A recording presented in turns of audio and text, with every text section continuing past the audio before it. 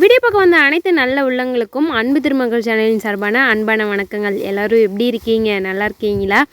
இந்த பதிவில் எதை பற்றி நான் பார்க்க போகிறோம் அப்படின்னா, நிறைய பேர் கமெண்டில் கேட்குறாங்க, இப்போ வயலில் என்ன பயிர் வச்சுருக்கீங்க அப்படின்னு சொல்லி.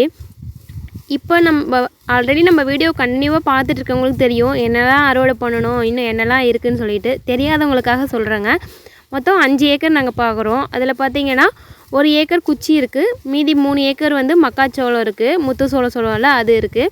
மீதி 1 ஏக்கரில் தான் கடலை, எள், மாட்டுக்கு சோளம் இந்த மாதிரி எல்லாமே விதைச்சிருந்தோம். அது எல்லாமே வந்து இப்போ அறுவடை பண்ணிட்டோங்க. அதாவது எள், கடலை, மாட்டுக்கு சோளம் எல்லாத்தையுமே அறுவடை பண்ணியாச்சு. அந்த வீடியோ எல்லாமே நான் கண்டினியூவாக போஸ்ட் பண்ணியிருக்கேன். விருப்பம் இருந்துச்சு அப்படின்னா போய் பாருங்கள். லிங்க்கு கூட எல்லாமே வந்து நான் கமெண்ட் செக்ஷனில் இல்லை டிஸ்கிரிப்ஷன் பாக்ஸில் கொடுக்குறேங்க. நம்ம கடலை பிடுங்கின வீடியோலாம் நீங்கள் பார்த்துருப்பீங்கன்னு நினைக்கிறேன்.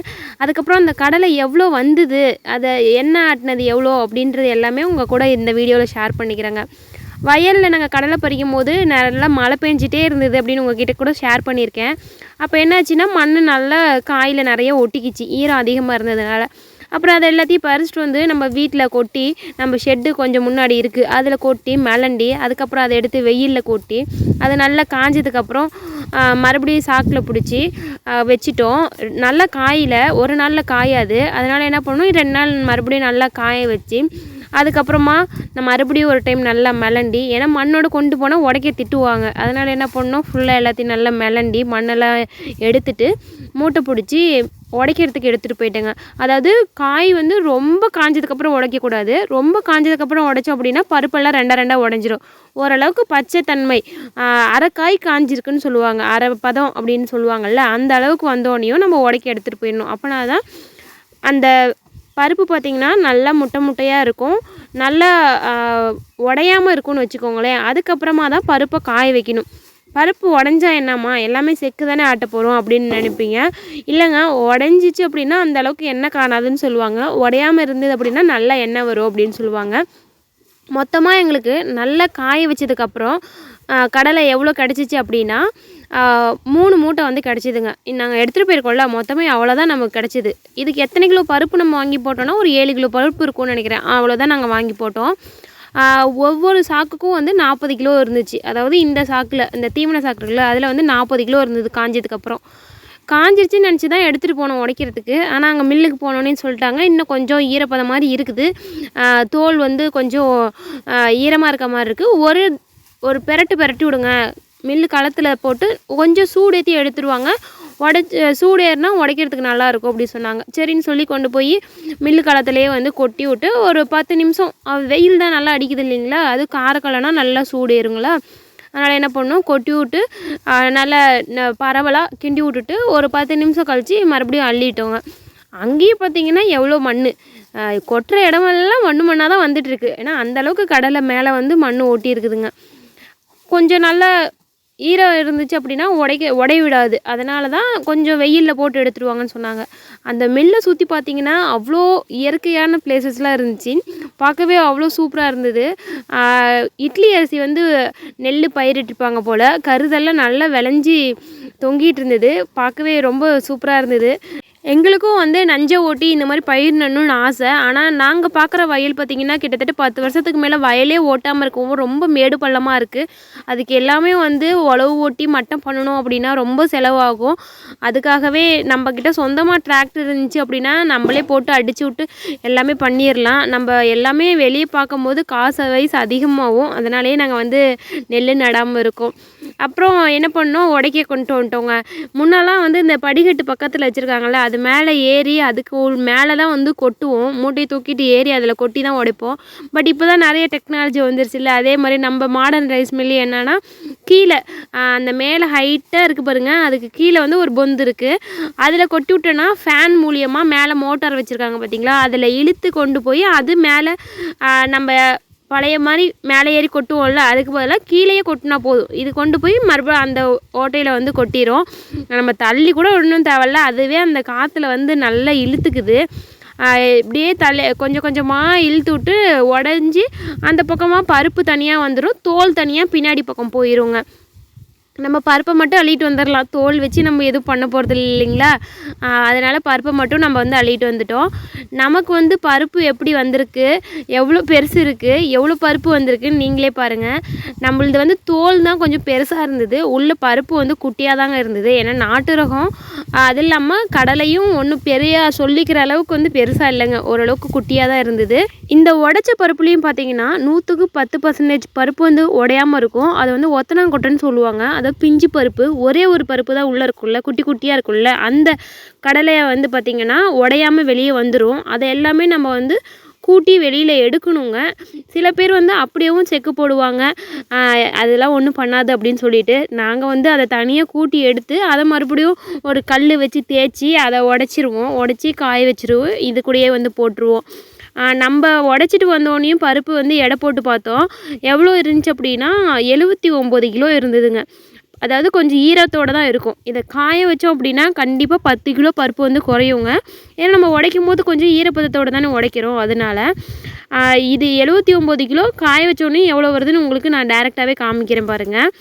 இந்த பருப்பு நல்லா வந்து கலர் மாறுற வரைக்கும் வந்து காய வைக்கணுங்க. அந்த தோல் மேலே தோல் வந்து நம்ம கடலை வறுத்து சாப்பிட்டா மேலே தோல் வந்து பிரிஞ்சு தனியாக வரும்ல, அந்த அளவுக்கு வந்து காய வைக்கணும். அதை விட அதிகமாக காய வச்சிட்டோம் அப்படின்னா கடலையில் எண்ணெய் சுதம்ப ஆரம்பிச்சிடும். பருப்பை எடுத்து பார்த்திங்கனாவே, கையில் பார்த்திங்கனாவே எண்ணெய் வந்து அது மேலே வந்து அப்படியே சொதம்பிட்டு இருக்க மாதிரி இருக்கும். அந்த மாதிரி காய வைக்கக்கூடாது. ஓரளவுக்கு கையில் எடுத்து தேய்ச்சோம் அப்படின்னா, பருப்பை கையில் எடுத்து தேய்ச்சோம் அப்படின்னா மேலே தோல் வரணும், அந்த அளவுக்கு வந்து காய வச்சா போதுங்க. உடச்சிட்டு வந்த உடனே என்ன பண்ணிட்டோம், உள்ள ஷெட்டுக்குள்ளே வந்து மதியானத்துக்கு மேலே ஆயிடுச்சு, இதுக்கு மேலே வெளியே கொட்டணும் அப்படின்னா இதுக்கு மேலே நிழல் வந்துடும் அப்படின்னு சொல்லி உள்ளேயே ஷெட்டுக்குள்ளேயே கொட்டிடலான்னு ஷெட்டுக்குள்ளேயே வந்து கொட்டிட்டோங்க. இதுக்கு பார்த்திங்கன்னா எறும்பு நிறைய வரும், அதனால் எறும்பு சாப்பீஸ்லாம் போட்டு விட்டு கொட்டிட்டோங்க. பச்சை பருப்பு பார்த்திங்கன்னா வெயிட்டு செம்மையாக இருக்கும், ஜாஸ்தியாக இருக்கும் வெயிட்டு பச்சை பருப்பு. இதுக்கு உடைக்கிறதுக்கு பார்த்திங்கன்னா மூட்டைக்கு 40 ரூபாயோ 50 ரூபாயோ வந்து வாங்கினாங்க. அதுக்கு எப்படின்னு பார்த்திங்கன்னா 3 மூட்டைக்கு மொய்னாங்க 120 ரூபா கிட்டே வந்து வந்துருச்சிங்க. அதுக்கப்புறம் இதை கொண்டு வந்து காய வச்சுருந்தீங்களா, அதில் பார்த்திங்கன்னா காய வைக்கும்போது பார்த்திங்கன்னா நிறைய கலராக பருப்பு இருந்ததுங்க. அது மிக்சிங் நம்ம பருப்புலேயே இருந்ததா இல்லை வந்து உடைக்கிற மிஷின்லேருந்து வந்ததா என்னன்னு தெரியல. கொஞ்சம் இந்த மாதிரி நம்ம வெள்ளை கலர் மாதிரி கொஞ்சம் பருப்பும், அப்புறம் சிகப்பு பருப்பு இருக்குல்ல, அந்த சிகப்பு பருப்பு, அப்புறம் கொஞ்சம் ஆரஞ்சு கலர் மாதிரி பருப்பு, 3 வகையான பருப்பு வந்து இருந்ததுங்க. இந்த சிகப்பு பருப்புலாம் வந்து ஹைப்ரிட் பருப்புன்னு சொல்லுவாங்க. அது விதையிலே கலப்படம் வந்துச்சா இல்லை மிஷின்லேருந்து வந்துச்சான்னு தெரிலங்க. ஒரு 2 நாள் நல்லா வெயில்லையே வெளியில் படத்தா போட்டு கொட்டி நல்லா காய வச்சுருந்தோம். பருப்போட கலரே வந்து பார்த்திங்கன்னா நல்லா மாற ஆரம்பிச்சிருச்சு. நம்ம வெள்ளை கலரில் இருந்த பருப்பு வந்து பார்த்திங்கன்னா நல்லா மஞ்சள் கலரில் வந்து ஆகி, இதை நம்ம தோல் வந்து நல்லா இது மாதிரி கையில் நசுக்கி பார்த்தோம் அப்படின்னா தோல் வந்து நல்லா பிரிய வந்து ஆரம்பிச்சிருச்சிங்க. அது மேலே இருந்த அந்த உடையாத கடலை பருப்பு எல்லாத்தையுமே கூட்டி எடுத்துட்டோங்க. சரி, நம்ம வடத்தாவளையும் நல்லா காய வச்சிட்டோம், சரி போய் செக்கு போடலாம் அப்படின்னு சொல்லி மில்லுக்கு எடுத்துகிட்டு போயிட்டோம். அப்புறம் பார்த்திங்கன்னா அங்கே போனோன்னையும் அதே சொல்லிட்டாங்க, இங்கே வடத்தாவளை காய வச்சதுனால இன்னும் கொஞ்சம் ஈரப்பதம் இருக்குது, நீங்கள் வந்து கொஞ்சம் கீழே வந்து கொட்டி காய வைங்க, ஒரு 1/4 மணி நேரம் வந்து காய வைங்க, அப்படின்னா தான் நல்லா எண்ணெய் பிரிஞ்சு வரும்னு சொல்லிட்டாங்க. அப்புறம் அடிக்கிற வெயிலில் பயங்கர ஹீட்டுங்க, ஹீட்டை விட அப்படியே வேர்த்து ஊற்றுதுங்க, அவ்வளோ வேர்த்து ஊற்றுது. அந்த காலகட்டத்தில் காலை வைக்க முடியல, அந்த அளவுக்கு வந்து ஹீட்டாக இருந்தது.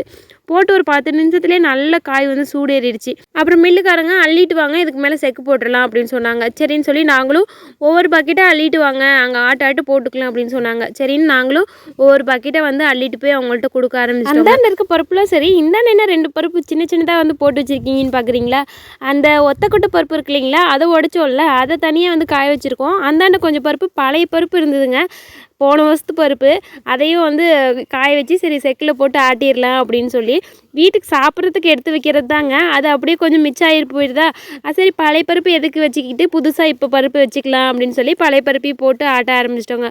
மில்லில் பார்த்தீங்கன்னா நாங்கள் போன நேரம் கொஞ்சம் ஃப்ரீ ஆகிடுச்சிங்க. நாங்கள் கடலை உடைக்க போனப்போலாம் பயங்கர ரஷ்ஷாக இருந்தது. கடலை செக்காட்டுறாங்க, எள்ளு செக்காட்டுறாங்க, தேங்காய் பருப்பு செக்காட்டுறாங்க, கடலை உடைக்கிறாங்க, நெல் வந்து சலிக்கிறாங்க, நிறைய ப்ராசஸ் வந்து போயிட்டு இருந்தது. நல்ல வேலையே நாங்கள் செக்கு போட போன நேரம் வந்து பார்த்திங்கன்னா கொஞ்சம் ஃப்ரீயாக இருந்தது. ஸோ நாங்கள் ரிலாக்ஸாக வந்து எங்கள் வேலையை செஞ்சுட்டு அப்படியே செக்கு போட ஆரம்பிச்சிட்டோங்க. இந்த மாதிரி பிளேஸ்லாம் வந்து நிறைய இருந்துச்சு அப்படின்னா தான் இந்த மாதிரி மாடர்ன் ரைஸ் மில்லெல்லாம் வந்து கொஞ்சம் நல்லா இருக்குங்க. ரொம்ப கஜன்னு இருந்துச்சுன்னா நம்ம அங்கே நிற்கவே முடியாது, அந்த அளவுக்கு வந்து கஷ்டமாக இருக்கும், செம்மையாக வெக்கையாக இருக்குங்க உள்ளார. ஏன்னா அந்த மோட்டார் எல்லாம் ஓடிட்டே இருக்கிறதுனால அதுக்கப்புறமா நமக்கு முன்னாடி ஒருத்தவங்களது ஆட்டிகிட்டு இருந்தாங்க. அவங்களது ஆட்டி முடித்தோடனையும் நம்மளது வந்து போட ஆரம்பிச்சிட்டாங்க. இது பார்த்திங்கன்னா இரும்பு செக்கு தான், மரச்செக்கு கிடையாது. இரும்பு செக்கில் வர எண்ணெய் தான். எனக்கு தெரிஞ்சு எங்கள் ஊர் சைடு வந்து எங்கே மரச்செக்கு இருக்குதுன்னு தெரியல. இதுவே நல்லா தான் இருக்கும். இப்போ நாங்கள் 4-5 இயர்ஸாக வந்து இதிலே தான் வந்து ஆட்டிகிட்ருக்கோம். நல்லா தான் இருக்குது. கடலை போட்டோடனே ஒரு 2 டப்பா வந்து தண்ணி ஊற்றுவாங்க.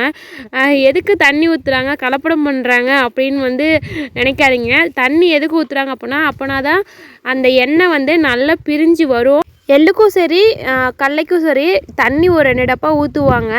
அப்படின்னா தான் அது பருப்பு வந்து நல்லா சொதம்பி அந்த ஈரப்பதம் ஆனதுக்கப்புறம் நல்லா வந்து எண்ணெய் வரும் அப்படின்னு சொல்கிறாங்க. அவங்க சொல்கிறது தான், நம்ம ஒன்றும் பண்ண முடியாது. ஓகே, அது ஒன்றும் பிரச்சனை இல்லை. நம்ம வந்து எண்ணெயை கொண்டு போய் நல்லா வெயிலில் வச்சு காய வைக்கிறோம்ல, அப்போ வந்து அதெல்லாம் வந்து இழுத்துருங்க. அவ்வளோதாங்க. கடலையை செக்கு போட்டு எண்ணெயை வந்து வீட்டுக்கு கொண்டு வந்தாச்சுங்க. கடலை செக்கு போட ஒரு கிலோவுக்கு 8 ரூபா வந்து வாங்குறாங்கங்க. மொத்தமாக நம்மது வந்து 70 கிலோ. ஒரு கிலோவுக்கு வந்து 400 கிராம் வந்து எண்ணெய் வருங்க. அப்போ 70 கிலோவுக்கு எவ்வளோ எண்ணெய் வந்திருக்கும் அப்படின்னு மறக்காமல் கீழே கமெண்ட் பாக்ஸில் கமெண்ட் பண்ணுங்கள். ஏன் வெயிலில் கொண்டு வந்து வைக்கிறோம் அப்படின்னா, கொஞ்சம் கசுடுலாம் இருக்கும். அந்த பருப்போட கசுடுன்னு சொல்லுவாங்க. அதெல்லாம் வந்து அடியில் நல்லா தெளியறதுக்காக தான் வெயிலில் வச்சோம் அப்படின்னா நல்லா தெளிஞ்சிரும். எண்ணெய் வந்து பியூராக நமக்கு கிடச்சிருங்க. நிறைய பேர் என்கிட்ட கேட்குறாங்க, சேல்ஸுக்கு இருக்கா அப்படின்னு சொல்லி. இல்லைங்க, சேல்ஸ் பண்ண இது வரைக்கும் நாங்கள் ஆரம்பிக்கல. அப்படியே சேல்ஸ் பண்ணாலும் லோக்கலில் தான் வந்து சேல்ஸ் பண்ணுறோம். இங்கேயே நிறைய பேர் வந்து கேட்குறாங்க. ஸோ இன்னும் ஆன்லைன்லலாம் சேல்ஸ் பண்ண ஆரம்பிக்கல. கண்டிப்பாக சேல்ஸ் பண்ணுற மாதிரி இருந்தால் நெக்ஸ்ட் இயரில் முன்கூட்டியே நான் சொல்லிடுறேங்க. எப்பயுமே எண்ணெய் பாத்திரத்தை வெயிலில் வைக்கும் போது 3 ஏனமாக வைக்கக்கூடாதுன்னு சொல்லுவாங்க. அதனால தான் நம்ம நல்லெண்ணெயும் தூக்கி 4 பாத்திரமாக வந்து வெளியே வச்சுட்டோம். இந்த ப்ராசஸ் உங்களுக்கு பிடிச்சிருந்துச்சின்னா மறக்காமல் லைக், ஷேர், கமெண்ட், சப்ஸ்கிரைப் பண்ணுங்கள்.